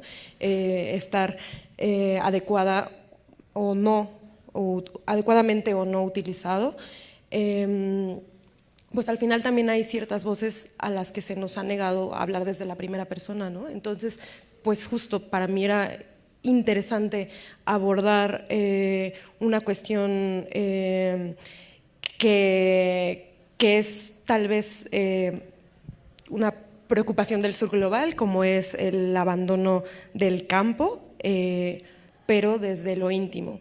Y y para mí había algo que era profundamente político en este acercamiento, ¿no? Esa es al final mi respuesta en esta película, ¿no? Tal vez haya 1000 respuestas para esta pregunta que creo que es sumamente compleja. Tengo miedo de como que mi respuesta solo sea como una variación de lo que ustedes dijeron, pero bueno, como en mi propio entendimiento, o más bien como yo me lo explico a mí, antes de pensar en multiculturalidad, antes de pensar en interculturalidad, tenemos que pensar en multiculturalidad. Es decir, primero tenemos que pensar en cómo nos diferenciamos y qué nos hace diferentes, ¿no? Porque es muy fácil como empezar a hablar con un grupo de personas y asumir que todos somos iguales o que todos provenimos del mismo lugar. Sin embargo, muy pocas veces es el caso, ¿no? Ahorita, pues supongo, por cierto contexto, supongo que tenemos como algunas intersecciones en la forma en la que vemos el mundo. Sin embargo, también estoy seguro de que hay bastantes abismos en estos puntos de vista. Entonces, una vez que tienes claro qué te hace diferente o particular o qué ha formado tu subjetividad, puedes empezar a pensar cómo crear intersubjetividad con las otras personas, ¿no? ¿Qué es lo que entonces sí nos hace parecidos, ¿no? No nos va a ser iguales, nos va a ser parecidos, porque se vuelve más como a partir de intersecciones que nos podemos comunicar y no digamos como de cosas completamente iguales. Sin embargo, sí creo que la mayoría de las personas que habitamos la zona centro de la Ciudad de México somos como muy parecidos entre sí, a diferencia de, como de nuevo, volviendo así como a la gente como más hacia abajo, como en Oaxaca, en donde hay como muchísimas lenguas y cada una, muchas de ellas tienen raíces muy particulares y muy diferentes. Entonces ahí hay sujetos más diferentes entre sí que los que puedes encontrar en la ciudad, ¿no? Y luego, bueno, ¿cómo llegas a poder pensar en una multiculturalidad? Bueno, puedo recomendarles un poco al antropólogo Eduardo Viveiros de Castro, quien tiene este estudio sobre ciertos grupos del Amazonas y que él denomina perspectivismo amerindio, ¿no? Y para muchos grupos del Amazonas, si es que siguen existiendo, perdón la mala broma, identifican que todos los seres, o más bien objetos, tienen lo que ellos llaman cierta como personhood o como cierto como humanidad, ¿no? Cierta como cosa que los hace seres y los hace ser un punto de vista y un punto de enunciación, ¿no? Como las cosas están vivas, las rocas o los jaguares, ¿no? Como pensar cada una de estas especies como un grupo de sujetos, como comunidades sociales que crean y se entienden como diferenciaciones ontológicas, ¿no? Entonces, si pensamos un poco en la sociedad o en los estudios sociales, más allá de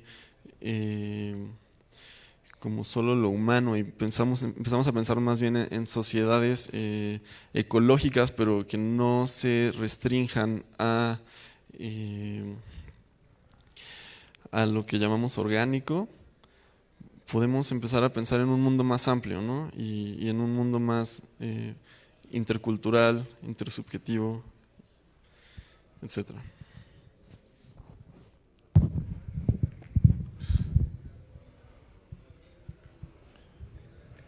Imagino que este foro es, por el perfil del festival, está más relacionado con el cine como arte o como expresión artística, no tanto como el cine científico o etnográfico, ¿no?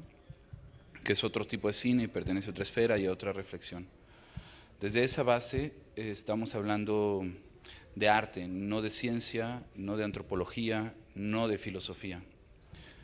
Desde ese sentido, a mí personalmente la multiculturalidad no me parece trascendente, ¿no? No es que no sea importante, es que puedes partir de ahí para llegar a un punto en el que no sea trascendente, ¿no? En el que quede algo esencial que pueda comunicar con cualquier ser humano, ¿no? O sea, como estamos hablando de cine, yo recomiendo no solo a los cineastas, sino a todos los artistas que lean, pero con amor, el arte, el espíritu del ideal de Tarkovsky, en su ensayo Esculpir el tiempo. Ahí él habla muy lúcidamente sobre cómo se construye el conocimiento científico como sistema y el conocimiento artístico como un sistema de esferas que se comunican a partir de emociones. No lo vamos a explicar aquí porque pues, ni soy capaz ni tenemos tiempo, ¿no? Pero bueno, a mí personalmente me parece que estamos hablando no de ciencia, no de antropología, no de etnografía, sino de arte. Y la multiculturalidad ahí no es, para mí, no es trascendente en último punto. Sí como una base, pero no al final, ¿no?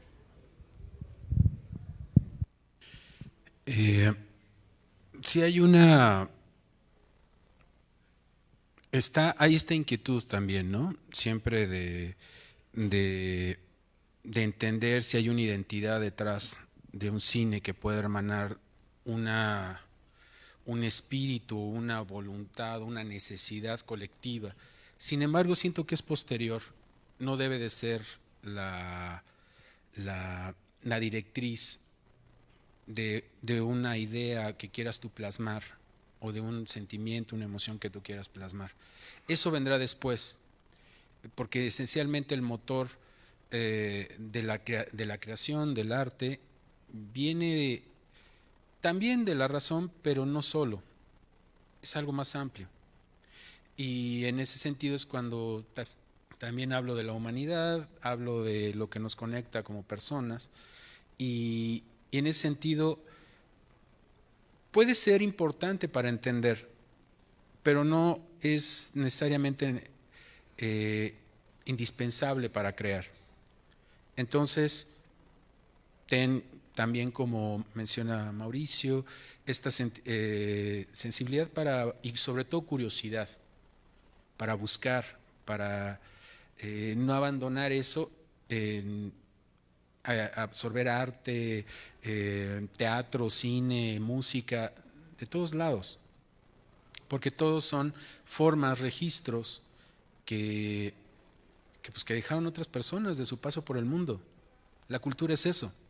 Cuando una persona llegó y descubrió que era algo pleno, que lo hizo sentir pleno, o amor, o plenitud, lo deja registro, y ese registro se convierte en cultura y se va transmitiendo. No es absoluto, es simplemente el testimonio de alguien que pasó por este mundo y encontró algo que le fue revelado a través del arte. Entonces, eso debe ser el motor. Y después, por eso ese es el carácter subversivo que tiene el arte.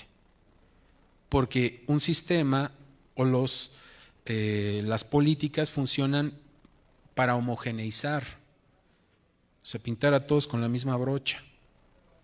Y en ese sentido, el arte rompe con esto, con los absolutos. Y por eso no es casualidad que cuando se instaura una dictadura, un sistema totalitario, por lo primero que buscan es a los artistas, bloquean a la cultura, bloquean a la gente que crea, porque eso nos hace ver el otro lado de la realidad. Y en ese sentido, bueno, pues también estamos viviendo un momento donde incluso el mismo medio del cine está volcando hacia abandonando la experiencia colectiva de ver el cine, de estar en una sala solo pero acompañado en la oscuridad viendo una película, a verla en tu teléfono o en una tablet. Estamos en el paradigma del principio del cine, que eran los Lumière con el cinematógrafo y la invención de Edison, que era una experiencia individual. Entonces, ahora estamos volcando hacia allá. No sé si es bueno o es malo, es simplemente hacia donde nos estamos moviendo. La interpretación vendrá después, pero lo que va a trascender es qué involucras de ti en esa creación. Y eso, la interpretación vendrá después. Nada más porque sonó ahí como muy absoluto lo que dije, es que desde el punto de vista budista, no importa tu identidad cultural, no importa tu identidad social, ni siquiera importa tu identidad individual, ¿no? Eso es a lo que me refería, ¿no?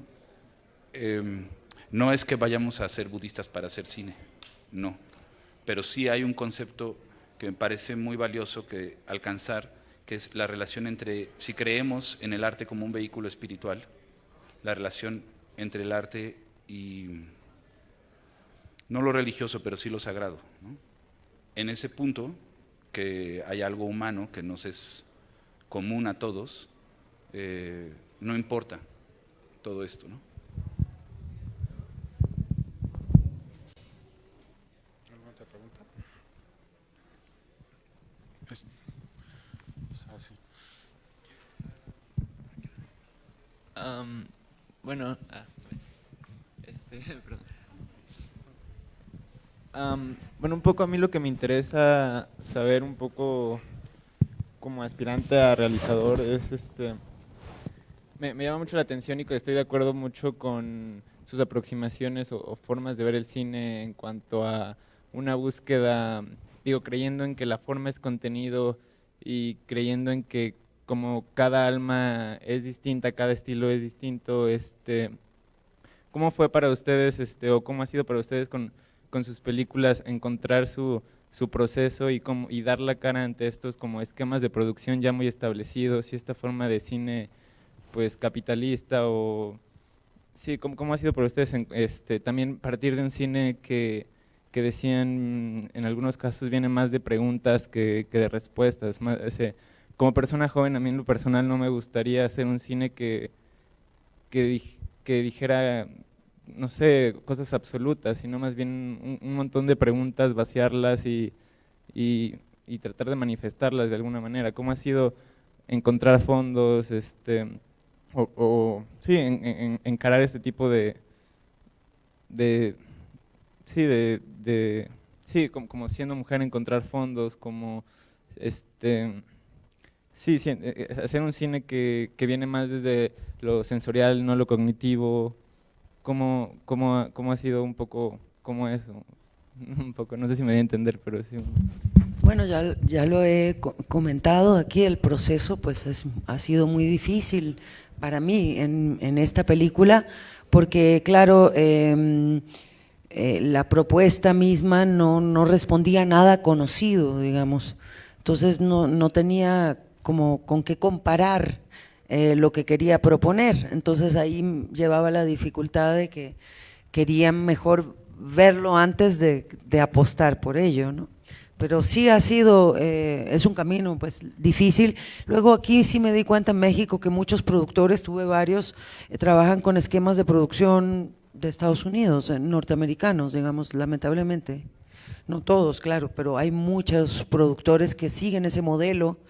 Entonces era muy difícil, porque por ejemplo no me ponían tiempo de ensayos o apenas, entonces se gastaban sobre todo en transporte y grandes hoteles y los presupuestos, ¿no? Como que en qué se enfocaba, a qué se dedicaba el dinero, y luego los rodajes tenían que ser rápidos, ¿entiendes? Había que hacer demasiados planos por día.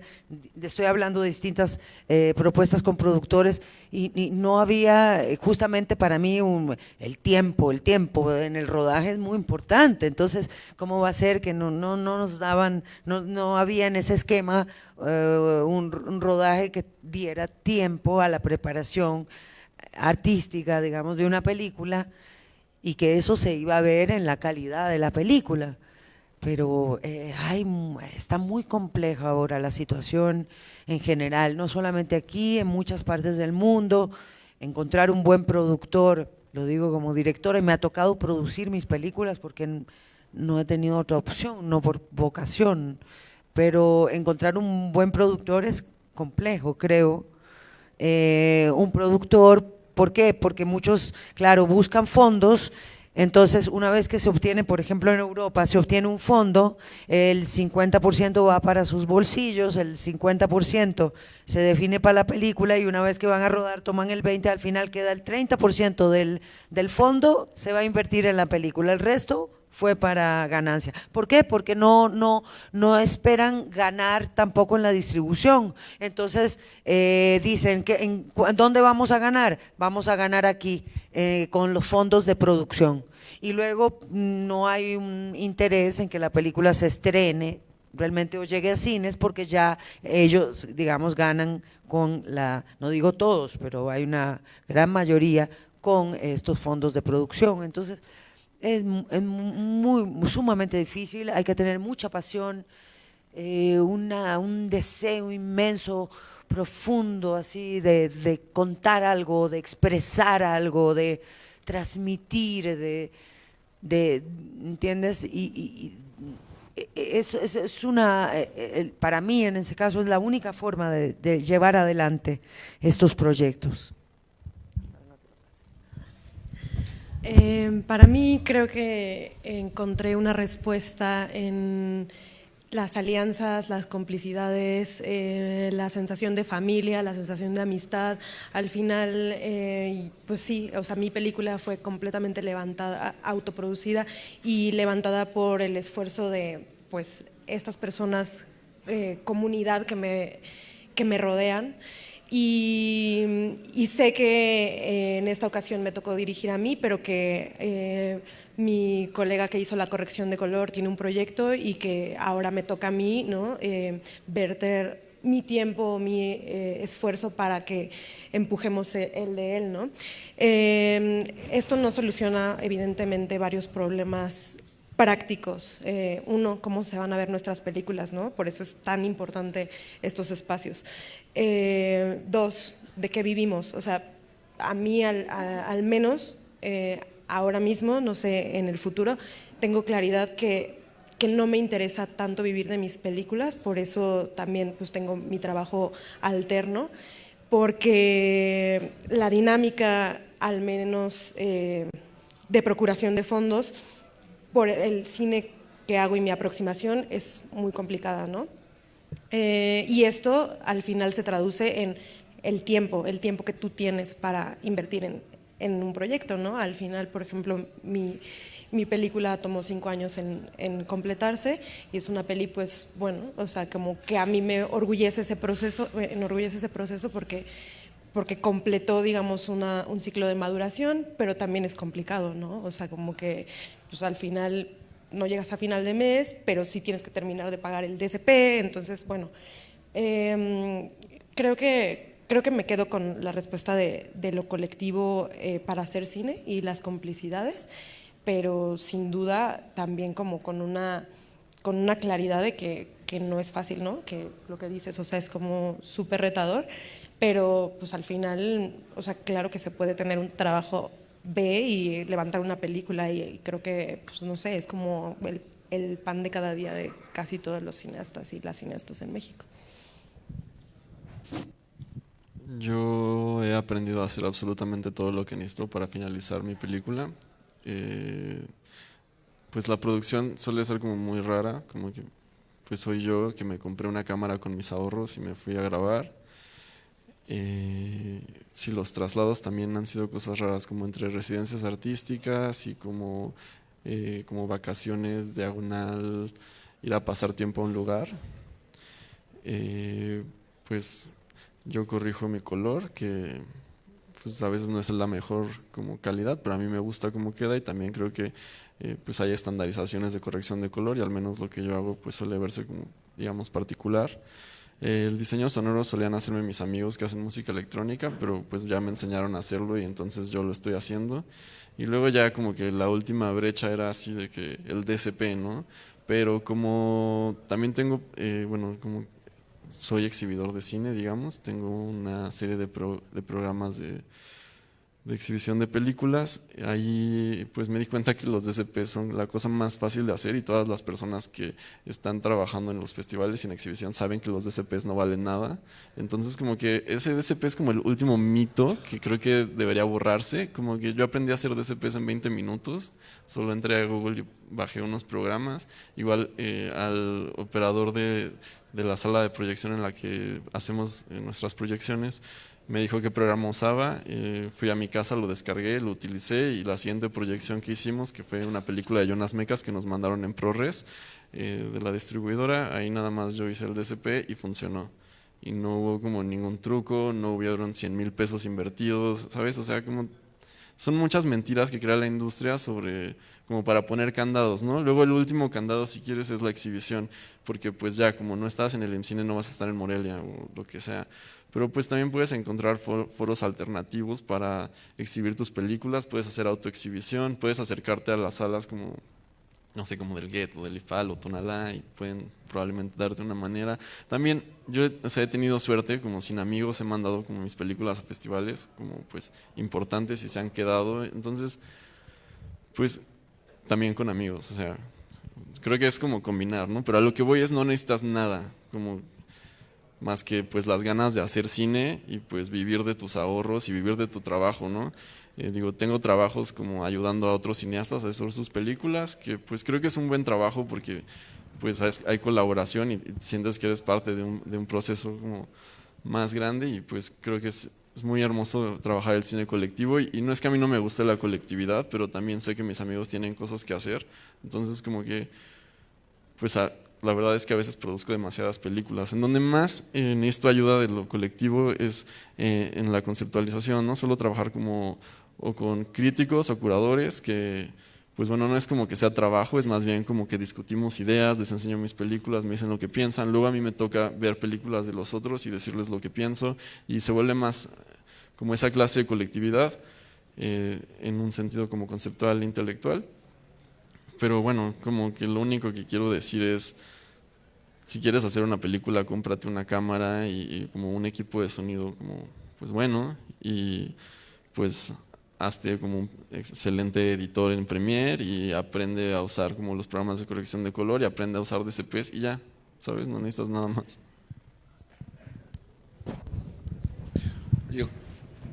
Todo eso es técnico, lo necesitas, pero bueno, primero sé paciente, ¿no? No quieras hacer una película en chinga. Tienes que asumir que tu proceso es tu propio laboratorio. No vas a hacer la mejor película en tu primer película. No lo esperes, pero vas a aprender un chingo. Vas a enfrentarte a muchas cosas y a muchas decisiones. Lo más difícil de hacer una película es encontrar el ritmo interior que sostenga a la película. Y cuando trabajas solo es muy desgastante estar viendo tu película. Ayuda mucho ver la gente, pero no puedes acelerar, que la vea otra persona, pero no puedes acelerar el proceso. Tienes que pensar que cuando trabajas de esta forma es más parecido como a sembrar.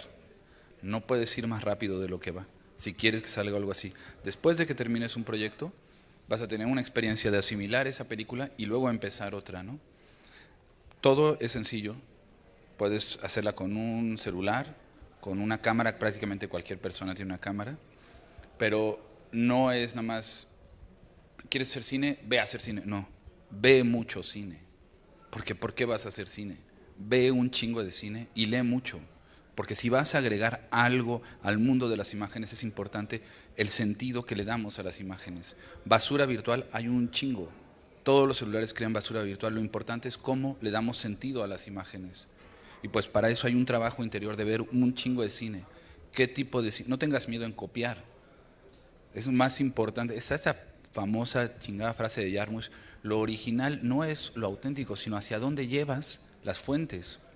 Copia. No tengas miedo en copiar, porque en ese proceso vas a descubrir muchas cosas hasta que encuentres, digas, después de 3 o 4 películas, ya sabré. Yo mismo estoy en ese proceso. Yo tengo 2 películas y no siento que esté en un proceso de, güey, ya es un laboratorio para mí. Cada película es una experiencia misma sobre cómo se produce. Todo esto que te están diciendo es así. Vas, le editas, te ayudan, es sencillo. Técnicamente, ¿no? No tienes que pagar millones, o sea, tú puedes hacer el DCP, tú le editas, pero hay tiempo y hay un proceso interno que pues, lo más importante es que quiere decir, ve un chingo de cine y cuando tú decidas hacer lo que quieras hacer, no te desesperes. Porque cuando ya quieres sacar la película, a lo mejor no está lista. Y no importa si tardas 5 años, 6 años, lee un chingo y ve un chingo de cine. Eso es nuestro trabajo, ¿no? Para saber qué estamos haciendo.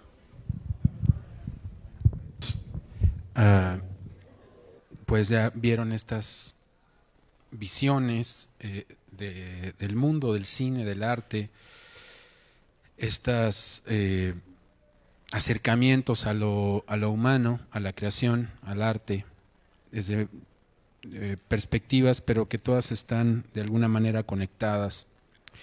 Hay por ahí un dicho que la verdad es belleza. Entonces busquen esa verdad en su interior y van a transmitir belleza, y eso es el argumento más grande contra pues lo que intenta destruir lo humano y nos intenta hacer a todos iguales. Pues aportar eso es, y siento yo que lo que han logrado los que están aquí acompañándonos es eso. Le han arrebatado un pedacito a la fealdad, a la oscuridad, y otorgan algo de belleza. Eso es un testimonio que perdura y que va a conectar, encuentra a su público, y así ustedes, sus ideas van a encontrar su camino y a su público.